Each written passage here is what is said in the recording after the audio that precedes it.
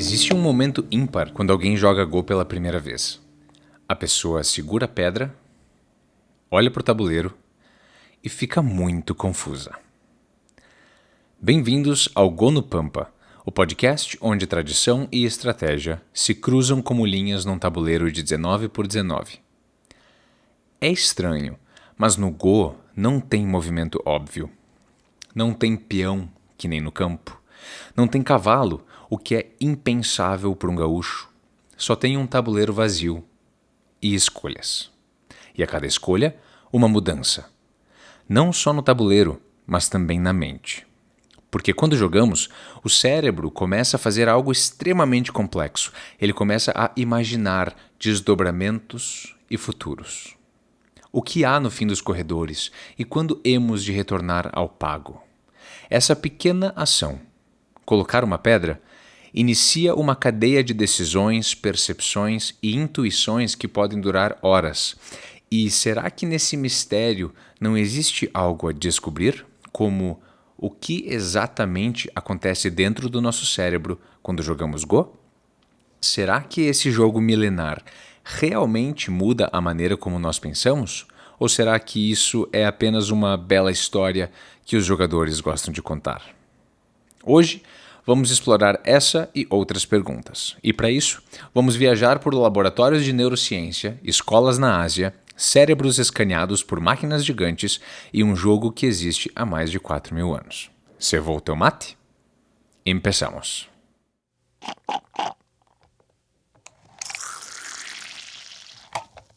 Comecemos com um número que tu te lembra de algum outro episódio aqui do Go no Pampa. Um número tão grande que é difícil até de imaginar. Fatorial de 361. Mais do que 1,43 vezes 10 elevado à potência 768. Esse é um dos números usados para estimar quantas partidas diferentes de Go podem existir. Ficou demais, então, para comparação, o número estimado de átomos no universo observável é algo como 10 elevado a 80. Antes eu disse 10 elevado a 768, vezes 1,43, o que faz muita diferença quando a multiplicação é do tamanho que é.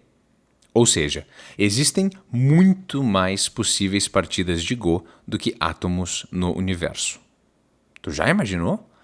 O número de possibilidades explode. Então, o cérebro humano precisa usar outra coisa além de cálculo. Ele precisa de padrões, intuição, visão espacial, uma espécie de sentido do tabuleiro. E foi justamente isso que começou a interessar os cientistas. Um laboratório.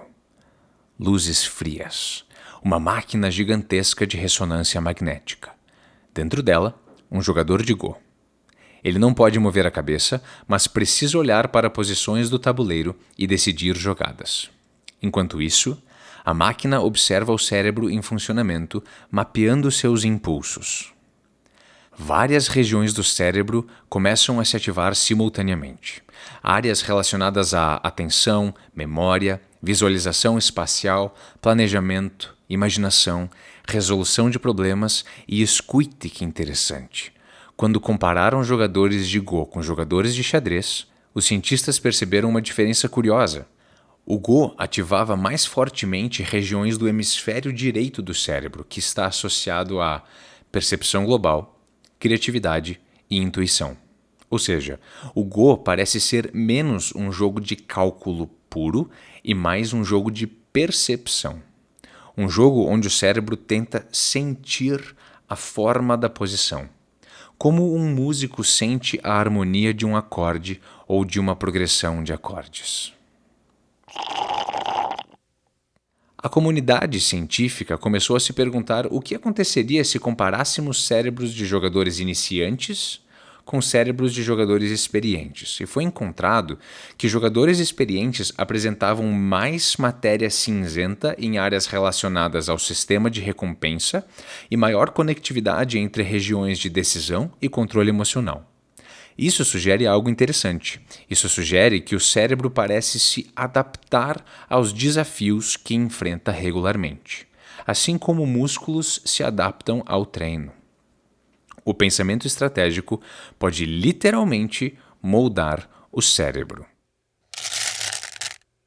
Mas vamos sair do laboratório e entrar numa escola. Um grupo de crianças começa a aprender Go. 2 vezes por semana, alguns meses. Nada muito extraordinário. Mas e se a gente medisse coisas específicas, como habilidades espaciais e desempenho escolar? Habilidades espaciais são aquelas usadas para imaginar objetos girando e mudando de posição. Depois do programa de Go, as crianças melhoraram significativamente nesses testes. E quanto ao desempenho escolar, em outro estudo específico, alguns alunos começaram a tirar notas melhores em matemática depois de aprender Go. Isso não significa que o jogo ensina matemática diretamente, mas talvez ele forneça treinamento de fundamentos importantes para o pensamento matemático, a capacidade de pensar em estruturas, padrões, consequências. Mudando de saco para mala, será que não tem como medir outros tipos de coisa que jogadores sentem intuitivamente? O estado mental do Go, por exemplo? Quem joga há muitos anos conhece essa sensação. Tu olha para o tabuleiro e de repente começa a perceber formas, fluxos, influência, territórios invisíveis. Dá uma ouvida no episódio 2 dessa segunda temporada para ter uma ideia, caso tu seja novo nesta invernada. É quase como mirar uma paisagem, ou um mapa, ou um ecossistema.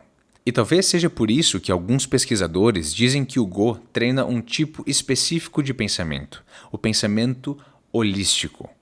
Palavra que vem do grego holos, significando todo, inteiro ou completo.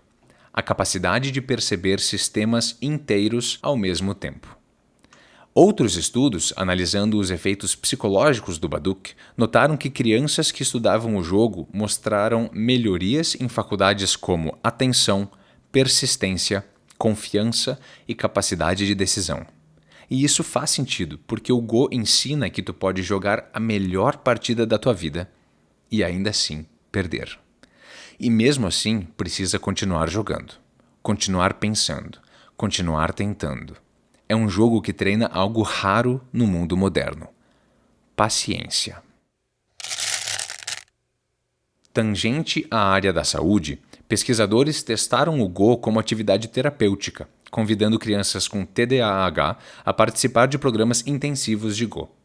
Após algumas semanas, houve melhora na atenção e na memória de trabalho, uma função executiva do cérebro que armazena e manipula informações temporariamente. Isso não significa que o Go seja um tratamento médico, mas sim um adjuvante dentro de um sistema. Jogos complexos podem ser ferramentas cognitivas poderosas.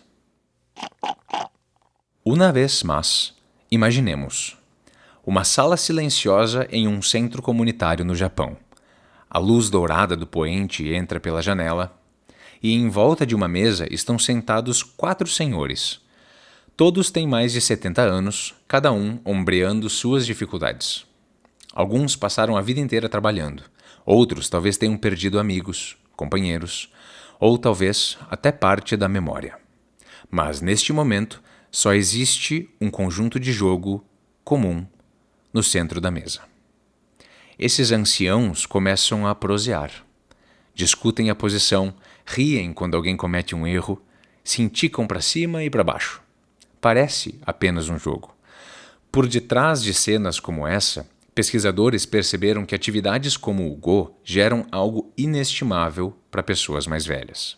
Ali se cria um espaço de encontro social estruturado, um motivo para sentar frente a frente, conversar, desafiar a mente um do outro. E isso é muito, mas muito mais importante do que parece, porque um dos maiores riscos para a saúde mental na velhice não é só o declínio do corpo, é o isolamento.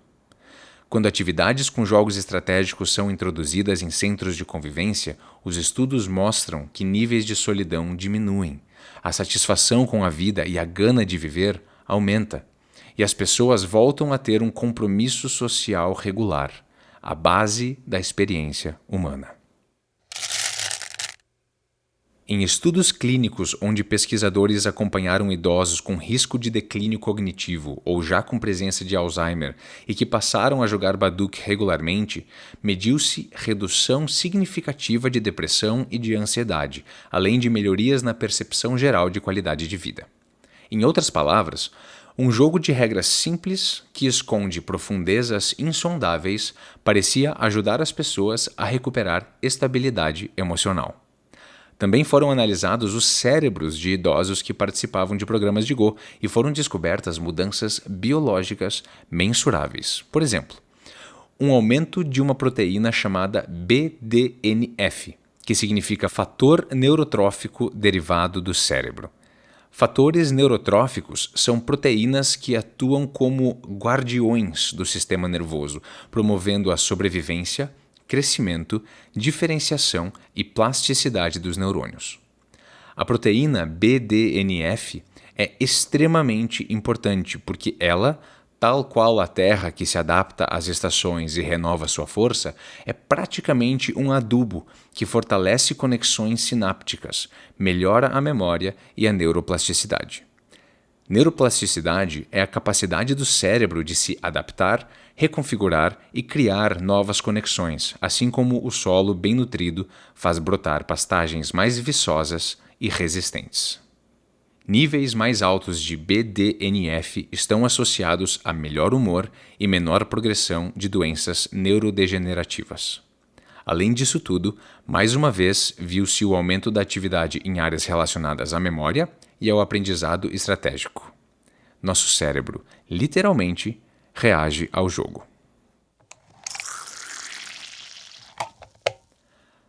Talvez exista algo profundamente bonito nisso tudo que falamos, porque o Go é um jogo sobre território, sobre equilíbrio, paciência, mas, de certa forma, ele também parece nos ajudar a recuperarmos coisas que o tempo muitas vezes nos tira: conexão, propósito, desafio intelectual.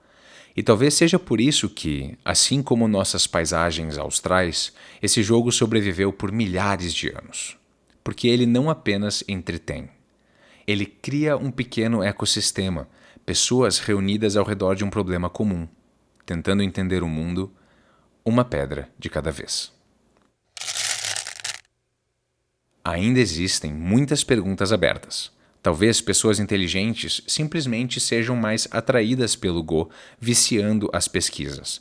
Talvez o jogo realmente desenvolva certas habilidades. Talvez seja um pouco dos dois. Pero, contudo, inegavelmente, o Go cria um ambiente mental extremamente rico e cérebros adoram ambientes ricos. Finalizando aqui, depois de todos esses estudos, e encorajo a todos que visitem a descrição deste episódio para acessar a bibliografia, talvez a maior descoberta seja simples.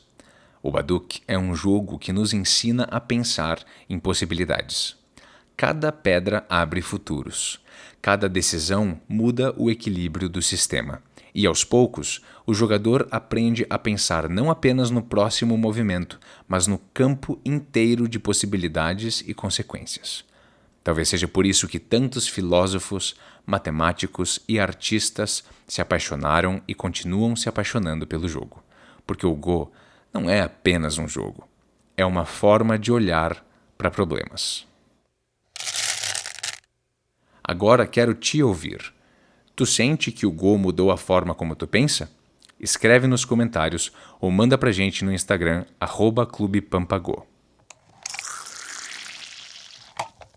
O podcast Go no Pampa nasce para celebrar o encontro entre o velho e o novo, entre o leste e o sul, entre mente e coração. Muito obrigado por ter ouvido até aqui, e fica o convite. Se tu é de Caxias do Sul ou da Serra Gaúcha, vem jogar Go com a gente. Um grande saludo a todos e até a próxima.